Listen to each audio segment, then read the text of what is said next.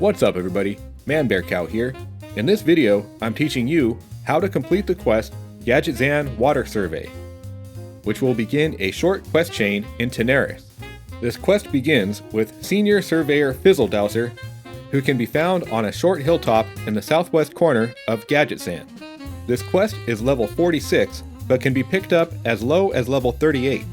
Fizzledowser will ask you to collect a water sample in the water pool near Sand Sorrow Watch, which can be found due west from your location at Gadgetzan.